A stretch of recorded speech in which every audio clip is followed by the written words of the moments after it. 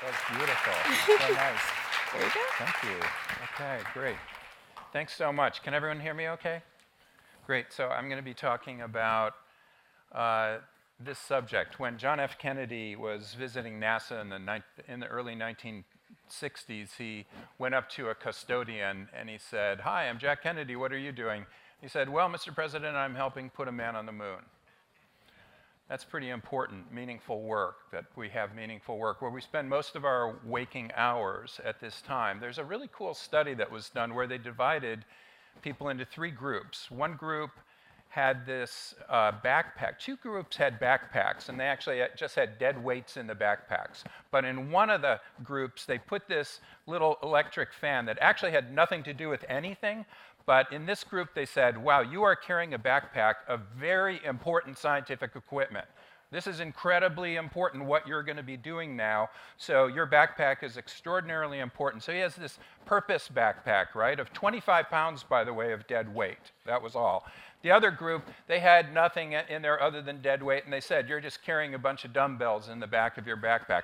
And the third group was a control group, right? So what they did then was blindfold all of them, and they put them on this ramp that was 14.5 degrees. Now, we've known in psychology and behavioral sciences through a lot of studies that people tend to overestimate the slope. And that's exactly what they were asked to do. And in the control condition, sure enough, they overestimated the slope. They thought it was 31 degrees, in other words, literally twice as high. We tend to do that sort of thing in life, right? We run into slopes and we go, oh, that's a lot harder than it really is. The people with the purposeless backpack, the group with the dead weight, felt that it was 42 degrees. The people who had the backpack of purpose felt it was 31 degrees, right back to the control condition. So this is important at work as well. Do we have purpose? Do we have direction? Do we have a set of goals that we feel are very, very important in our lives? Well, this is the US workforce right now. 37% of employees clearly know what their company's goals are. 20% are enthusiastic about these goals. 20% see how they could support these goals.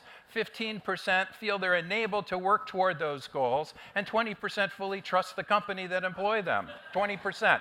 Now, just imagine, I'm a professor at the University of Michigan, so I'm going to show Tom Brady, of course, I'm sorry. And I'm not a big football fan, but, this is kind of big right now for us. So anyway, imagine a football team that had 11 players on a side, and 4 of them knew which goal they were going toward. And 2 of them actually cared. 2 of the players didn't know what position, only 2 knew what position they're supposed to be playing. 2 of them believed that their efforts on the field could make a difference, and 8 of the players would just as likely be rooting for the other team. Boy, that works really well, doesn't it, for your company, doesn't it? So this has been discussed and researched a lot, and I'm not going to cover all the different research studies of this, but there are quite a few really interesting studies, and Reid Hoffman, one of the founders of LinkedIn, says that companies that understand the increasing emphasis, I'll just go back real quick. Companies that understand the increasing emphasis of purpose in today's professional landscape improve their ability to attract such employees and to retain them for longer periods of time. This is a movement that's starting, and it's a movement in companies that allows them to build a stronger brand, a brand of purpose, self-transcending purpose, not just self-enhancing or revenue-enhancing purpose, but literally revenue-transcending purpose, better recruitment and better employee retention. This is really, really important if you're an HR manager or you're a CEO. Now, this is an amazing study that was done with a beautiful title called Firms of Endearment, done by 3 business school professors. And they followed 28 companies, public and private. You can read them yourself. Take a look. IDEO's right around the corner. You have a number of unbelievable companies here. And what they did was follow them for 15 years.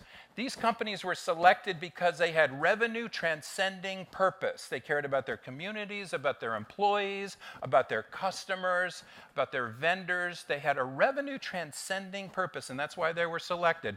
So they compared them against good to great companies. You're familiar with good to great, these 25 companies that were picked according to financial prowess and leadership. That's awesome, great. But, companies like Philip Morris was one of those companies. So one has to ask, is that the same kind of company as a firm of endearment? I don't think so. They compared him against the S&P 500. They followed him for 15 years. Just look at the first 3 years. The good to great companies were kicking butt. If you put $100 into that company, into a good to great company, it would do twice as well as the firms of endearment or the S&P 500. Now let's go to 5 years. They start coalescing. Let's go to 10 years. Whoa, there's the firms of endearment starting to do much better. We need the whole y-axis because this is what happened. The firms of endearment returned close to 1,700% compared to 260% from the good to great companies. These are companies that care more about just revenue, and they make more revenue. It turns out that people who have a strong self-transcending purpose do better themselves when they care about other people and other things other than themselves. So that's what's so important here. Amy Wisniewski, who is in the Yale School of Management, said there's an increasing emphasis now by employees to look for fulfillment, for meaning, for purpose in life today as they spend more time. And what she has found, what other people have found, is that when you have meaningful work, you're more engaged at work, you use your strengths more, and as a result, you perform much better. There's very, very strong data showing this. Companies who have meaningful work are more attractive to employees. They're willing to accept $20,000 on average less in a salary if they feel that that work is meaningful. All of this is important. So I created this company called Jewel Health. Jewel Health is a company designed to help organizations as well as employees find greater meaning in their work, in their lives, and greater life balance in their lives. Jewel Health comes from the nickname of my daughter, Julia, who passed away in 2010 at the age of 19, very suddenly and very unexpectedly of a heart attack. And when that happened, I went through my own kind of existential process of grief, trying to figure out what is the meaning of this. And I was also told by people that I would probably lose my own productivity, maybe for the rest of my life. And the University of Michigan, who employed me, said, you don't have to really go back to the university for a whole semester, maybe 2 semesters, because you lost your daughter. This is one of the worst things that could happen to a person. So I started thinking about my own productivity, quite honestly, but mainly as I was drinking myself to death. So as I was drinking myself and eating myself to death and watching what Kim Kardashian would do on television next, oh, what jeans is Kim wearing tonight, as if I gave a shit. But I didn't really care about anything, quite honestly. I didn't care if I lived or died. And one night, I had this big dream. I was reading Rumi the night before. I don't have time to talk about that, but then I woke up in the morning and had this big dream, and I was right on Lake Michigan, staying on Lake Michigan, busy eating and drinking myself to death, and I decided at 5:15 to take a kayak out while it was still dark and while it was still very, very cold, about 45 degrees. And I went way out, about 2 miles out into Lake Michigan, and I had to just start asking myself, should I just keep going from Michigan to Wisconsin, which was 88 miles. That's not a good idea. But I had this crossroads in my life. Like, what should I do with my life now? Will I ever be productive again? Because if I couldn't be, I didn't really want to continue with that life. And I decided to come back and change my whole life. I actually started reading. I'm a behavioral scientist, and I never have read a philosopher, an ancient philosopher in my life until this all happened to me. 3 months after my daughter passed away.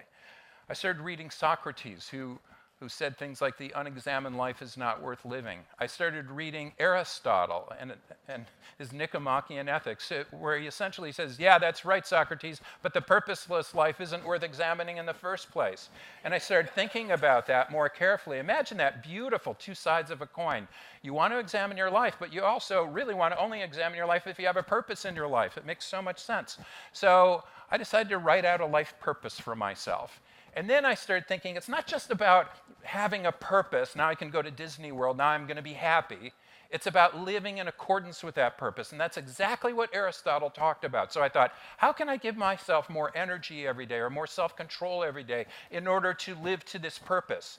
So I decided to start writing down, or just basically recording everything about myself if I could. I became this quantified self person. How much energy did I have in that day, and that day, and that day? How well was I coping with my grief? How about my sleep? How did I meditate? Did I work out? All of these things. These are real data. And I started putting them into these fancy predictive models that are longitudinally predicting out what are my top predictors of my energy, my coping with stress, my coping with grief, all these things. And I could pick those out. And that was awesome. And then I thought, wow, why don't I just build an application that does this? Why don't I build an app that helps me find my purpose in my life? And this is my work purpose. I also have a community purpose. I have a personal purpose. I have a family purpose. My work purpose now, I decided to come back from the water, from that kayak, and I called the University of Michigan and I said, I want to teach as soon as possible now, but I'm going to teach every student as if they're my own daughter, Julia. I'm going to change just completely how I think about life. And so that was my new purpose in my life. I assembled all that and put it together in this program. Then I would monitor my energy. That's not hard to do in an app. I can monitor my sleep. I can connect it with a device. One of the things I'm loving about this conference already are how many biometric devices there are. You know, we put in presence or mindfulness, but there are so many presence and mindfulness apps now. Why not connect it with this? So that it just makes it automatic. I can connect with my Apple Watch. We can look at the pollen count. We can look at the temperature and the barometric pressure and all the crap that's floating through our air here. By the way, I'm going back to the Rust Belt where the air is clear. Geez, this California crap, this is ridiculous. So anyway, then after 10 days, I can actually figure out what's making me tick. And by the way, this is one thing that we found in our research at Jewel. We have found that nobody's average. Not a single person is average. Some people are cold weather people, some people are hot weather people. Some people need a lot of sleep, some people don't need a lot of sleep. Everybody is different. So why do we keep preaching things like eat more fruits and vegetables and do this and do that, eat 5 a day, as if everybody is average? Y'all learned that in 5th grade. It's boring now, right? But also it's untrue for you as an individual because nobody is average. So we can help figure out what makes you tick. And I don't have time to go through this, but I just wanted to show you a little bit of the kind of thing that we're doing to help you figure out what's making you tick and what's making the organization tick. What's giving your organization more energy or more life balance or better sleep? We can start using the same kind of predictive modeling to help that organization do that. So we're really trying to move wellness to purpose-driven well-being. We're also, though, moving population health, and I'm in a school of public health and school of medicine, into precision well-being. And at the same time, what we're trying to do is do this for the individual and the organization. So that's how we think about this overall programming. And as a result, we have some really awesome customers. These are people who care a lot about purpose in their organizations. They care a lot about self-transcending purpose among their employees, and we're helping them achieve that and achieve greater performance as a result of that. So to close, again, this is my life purpose. To enjoy love and beauty, that's my personal purpose. To be an engaged husband, father, son, and grandfather, that's my family purpose. To teach every student as if they're my own daughter, and to be an engaged leader and researcher, that's my work purpose. And finally, to help over 1 billion people live bigger, stronger, more purposeful lives. And when I heard your purpose here of this transformative technology to reach 1 billion people, I thought, wow, we're so connected. At the hip. That's really awesome. So if you don't mind, I have, I think, 1 more minute. I'd like to just close by reading the last page of my book called Life on Purpose. It makes great holiday gifts. And it's called The Lake. In the summer evening, I settle into my kayak and paddle out onto Lake Michigan. Watching the sun melt into the calm water, I still feel Julia in me. She's in my loving kindness meditation. We look at the sunset together and smile, and I wish her peace and happiness. Lately, the family portion of my purpose, to be an engaged husband and father, has required an important revision. I've added, and grandfather, with the birth of Madeline Julia, my daughter Rachel's new baby. That's one of the nice things about life, like family, like compassion, like understanding, like a rubber band. It can be wonderfully elastic. The line in Lucretius's poem, On the Nature of Things, is as relevant now as it was over 2,000 years ago.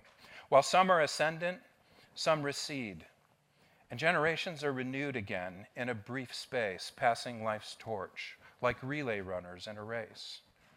Thanks to a numerical coincidence, my teaching career blesses me with a poignant gift. Every year I'm blessed with a new crop of students who are just the age that Julia reached at the end of her brief, big life. I enjoy watching each succeeding generation ascend with a commitment to finding purpose in their lives. 5 years before, at this very place on Lake Michigan, I wasn't thinking and wasn't caring about myself or anyone else. Then I felt Julia telling me that if I was to survive, I would need to get over myself and live for what matters most. I found a breeze at my back and a gentle current, and I know what harbor to make for. I have a lot to do before I die. And so do all of you. Thank you very much.